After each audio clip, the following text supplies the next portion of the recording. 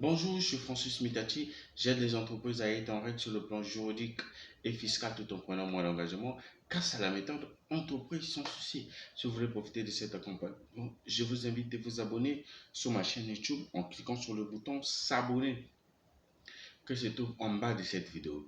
Dans cette vidéo, je vais vous parler de comment quitter un CDI sans perdre ses droits. Alors, vous devez savoir que un contrat à durée indéterminée peut être rompu à tout moment, à l'initiative de l'employeur ou du collaborateur, voire d'un commun accord, c'est-à-dire qu'il doit avoir un commun accord, un accord entre les deux parties. Mais attention, le fait de quitter un CDI sans perdre ses droits, on peut le quitter par la démission. Une démission implique le plus souvent de ne pas percevoir ses droits. Tout d'horizon, des exceptions et des règles à respecter pour concevoir ses droits. Alors, vous avez des règles à respecter pour concevoir les droits que votre employeur peut vous payer à la fin de votre rupture du contrat. Nous avons un contrat à durée indéterminée. C'est un contrat sans limitation de durée, conclu à temps plein ou à temps partiel entre un employeur et un salarié. Il peut être rompu.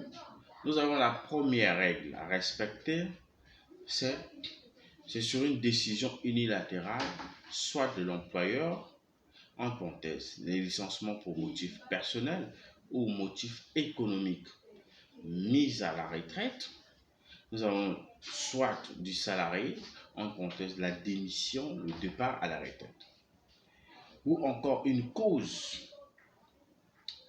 extérieure aux parties, dans le cadre d'un cas de force majeure, par exemple. Nous avons la catastrophe naturelle ou l'incendie qui entraîne la destruction de l'entreprise, retrait d'un agrément pour exercer l'activité ou le décès d'un salarié ou d'un employeur. À noter que si la décision de rompre le contrat résulte du salarié, il n'a pas l'obligation à justifier les raisons qui motivent son départ.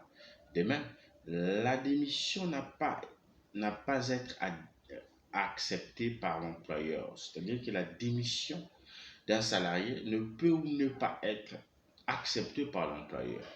Le salarié est donc libre de mettre fin à tout moment définitif fin à la relation contractuelle et d'arrêter l'exécution de son contrat de travail au terme d'une période d'essai. Lorsque vous décidez par exemple de quitter un CDI pour ne pas perdre ses droits, vous avez le droit de respecter ce qu'on appelle la période de préavis. La période de préavis permet à votre employeur de chercher quelqu'un d'autre qui va vous remplacer sur le même poste. Donc, vous avez une période que vous devez respecter selon votre contrat, selon vos conventions collectives, que vous devez respecter une période de préavis. Alors, la troisième règle, c'est de manifester auprès de son employeur sa volonté de démissionner par oral ou par écrit. Si vous voulez vous voulez quitter votre CDI, vous devez démissionner vous devez mentionner, c'est-à-dire que vous devez démissionner par oral ou par écrit auprès de votre employeur. Soit écrire, soit par oral.